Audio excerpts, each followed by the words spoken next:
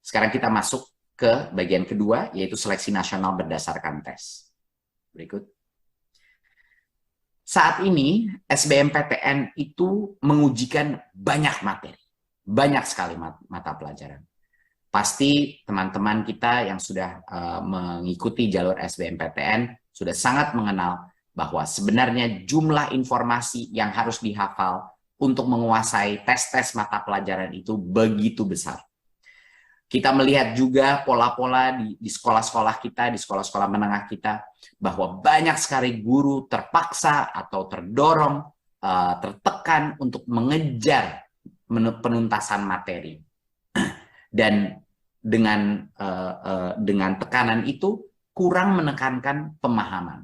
Karena ada UTBK, ada UTBK, ada UTBK, udah SBMPTN. Jadi tekanan itu benar-benar mendorong banyak sekali guru-guru kita untuk fokus, dan bahkan orang tuanya juga menekan guru-gurunya untuk fokus kepada pertanyaan soal-soal UTBK. Dan guru akhirnya menghabiskan waktu belajar untuk melatih mengerjakan soal-soal ini. Dampaknya apa? Kualitas pembelajaran yang mendalam itu turun di dalam sekolah-sekolah kita.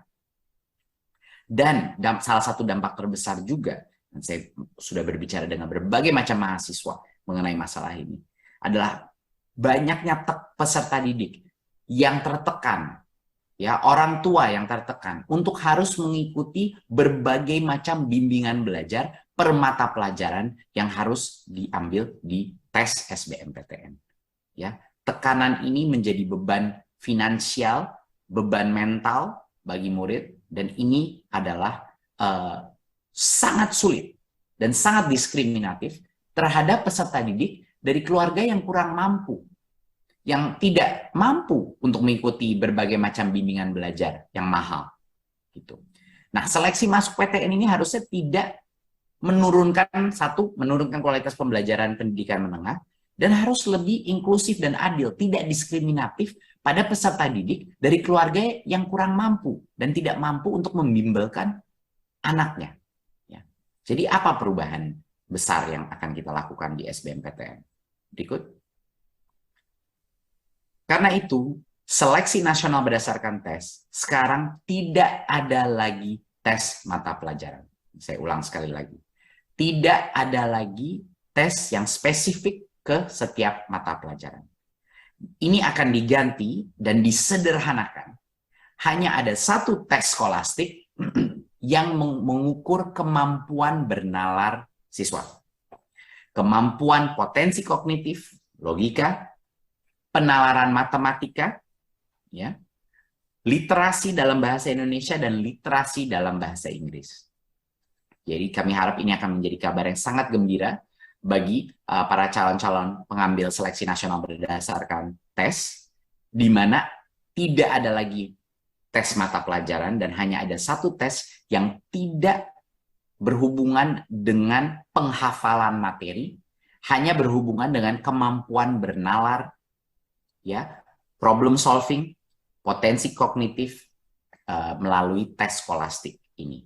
Dan literasi yang kita maksud dalam bahasa Indonesia dan bahasa Inggris bukan teknik gramatika kemampuan, tetapi kemampuan mengerti logika daripada daripada teks tersebut. Benar-benar literasi yang secara mendalam, pengertian, comprehension daripada pertanyaan tersebut. Berikut beberapa contoh tes-tes kognitif, dan tentunya peserta didik tidak akan kaget dengan jenis-jenis pertanyaan seperti ini, karena banyak dari mereka yang sudah melalui asesmen nasional, di mana banyak sekali kesamaan antara asesmen nasional dan juga tes-tes yang akan masuk di SBMPTN yang telah direvisi seperti ini. Jadi semua pertanyaannya adalah mengenai mengerti logika, ya, dan bisa menganalisa suatu problem yang kontekstual. Berikut. Ya, di sini kita melihat salah satu tes penalaran matematika, di mana dipresentasikan data, dipresentasikan suatu konteks dalam situasi yang real, dan anak-anak didorong untuk melakukan analisa yang mendalam mengenai situasi ini. Dan bisa kita mengetes bagaimana anak itu bisa menggunakan informasi yang ada untuk memecahkan suatu permasalahan dan menjawab pertanyaan tersebut. Berikut, seperti poin saya yang sebelumnya, tes literasi ini bukan tes teknik mengenai membaca atau teknik untuk bisa menggunakan bahasa, tetapi benar-benar mengerti esensi daripada suatu bacaan, ya, dan bisa melakukan analisa terhadap apa yang dimaksud di dalam argumen di dalam bacaan tersebut. Berikut, dan sama juga di dalam bahasa Inggris kita melakukan hal yang sama, benar-benar literasi mendalam, bukan yang mengetes bahasa secara cetek, tetapi mengetes logika dan pengertian analisa daripada suatu badan bacaan. Berikut. Nah, dengan demikian, skema seleksi ini akan jauh lebih adil dan memberikan kesempatan sukses kepada semua yang mengambil jalur seleksi nasional berdasarkan tes. Jadi peserta didik itu tidak lagi tergantung kepada lembaga bimbel-bimbel untuk persiapan tes. Dan bagi banyak sekali anak-anak yang termotivasi ambisi tapi keluarganya tidak mampu untuk mengirim dia kepada bimbingan belajar, ini akan menjadi kabar yang sangat gembira. Dan tidak perlu khawatir lagi harus menghafal begitu banyak konten untuk mengikuti tes seleksi ini.